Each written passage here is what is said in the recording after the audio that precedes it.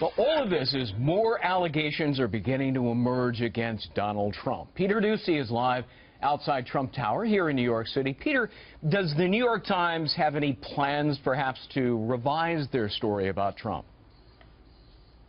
No, not according to the letter that the Times lawyer sent to Trump's lawyer, who yesterday threatened a libel lawsuit against the New York Times. And the newspaper now says they think their hands are clean because their reporters investigated the accuser's claims and printed Trump's response. They also say that if Trump really doesn't like their story, then they're ready for a lawsuit, writing that, quote, if he believes that American citizens had no right to hear what these women had to say, and that the law of this country forces us and those who would dare criticize him to stand silent or be punished, we welcome the opportunity to have a court set him straight. And now his running mate, Governor Mike Pence, says that Trump may be coming forward as soon as a matter of hours, according to something he just said on the Today Show, with evidence to back up his denial of wrongdoing.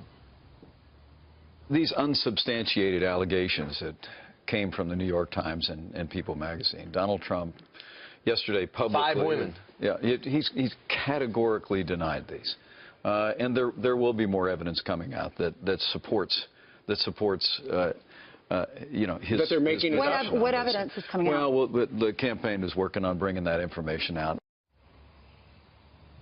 Last night, Trump told supporters he thinks the Clinton machine is working hand in hand with the mainstream media to coordinate these stories so that they all drop at really inconvenient times for him. And he thinks that the Clinton machine, he keeps referring to it as, is working with global powers. A Wall Street Journal article now says he is ready to name some of those global powers and that they are said to include the Mexican billionaire Carlos Slim, who is also a big shareholder in the New York Times. Greg. And Pence is saying in a matter of hours that this defense of Trump will be coming out. Maybe it'll happen this hour, so stay tuned. But how is Melania Trump, Peter, trying to come to her husband's rescue?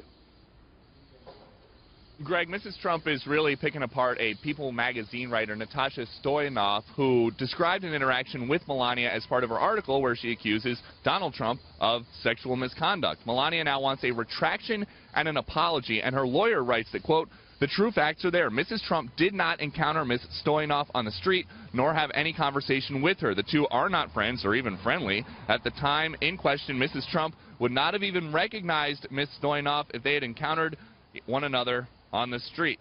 Trump does continue campaigning today. He's going to go raise some money here in Manhattan and then head on down to North Carolina, a swing state that Republicans still feel very good about. Greg? Peter Ducey, live outside Trump Tower. We'll check back with you, Peter. Thanks.